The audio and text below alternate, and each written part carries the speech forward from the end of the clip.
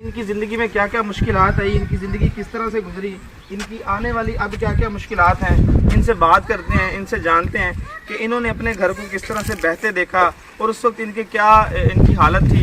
इनके बच्चे महफूज हैं, इनके घर तो पूरी तरह से तबाह हो चुके हैं। इनसे बात करते हैं मजीद। जी अस्सलाम वालेकुम माँ जी, क्या हाल है, ठीक हो? बिल्कुल अल्लाह दा शुक्र है। अम्मा किवें अपने घरें को लुटदा आवाज़ सा ॾाढे ज़्यादती नाल घर अपने को ॾिठे से ॾाढे रोयूं।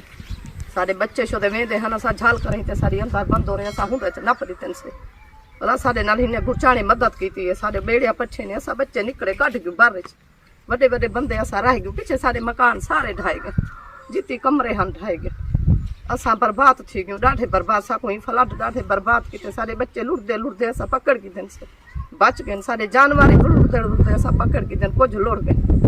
ॾाढे ज़्यादती थई है सारे नाल, असां को फ्लड बर्बाद कीते बेटा, असां ॾाढे अपने अखी नाल ॾिठे अपने घर बनाए हन, सारी मेहनत हाँ पूरी करते मिर्चा चाचा ते सारे सिर दुख देन बेटा। उहा फ्लड जरा पहला 2010 असां हुण कामयाब हन घर को कीधन, सारा घर बर्बाद थी गए। भला दोबारा असां कने क्या जरूरत है, मेहरबानी थी वे तो असां को छत ॾिती वञे, ना थी वे तो बेटा असां गरीब हो। बस तुहादी आवाज़ को हुक्मराने तक पहुंचा सकते हैं, कोशिश करें कि हुक्मरान लगे तुहाडी गाल वंजे, तुहादी मुश्किलात विच कोई कमी आवे। बिल्कुल बहरहाल करने हुने ये सारा कुछ। जी जी तुसां अपने हुक्मराने को जो मैसेज देना चाहते हो तो देओ उन्हें को मैसेज। ऐसे दे पियो असां को छत हो गए, कमरे सारे बर्बाद थी गए, सारे पक्के ही ढाए गए, कच्चे ही ढाए गए बेटा। ते असां को कशा दी जरूरत काई नहीं, खाना पीना सारे नाल गुरचाणी बहु मदद की थी, पक्का ही दिते ने कच्चे ही दिते ने, सारे नाल बहु चंगा कीते ने, लेकिन सिर्फ साको होर छत मिली ते असां को कशा दी जरूरत बेटा। कितने घर लौट गए ना मैं ये मेरे 4 बेटे, 5वां असां शादीशुदा है, एक दे 6 बच्चे बेटे, 3 बेटे, सारी तरह दो हाँ सारे हिके घरे रहंदे, हिके चे रहंदे, हिके पिता रहंदे, 4 बेटे। तो एक मां दसे था तो अंदर कब्रिस्तान ही लौट गए हाँ सारा शोदे मोए लुट गए ना, जींदे तो जींदे मोए शोदे लुट गए बा।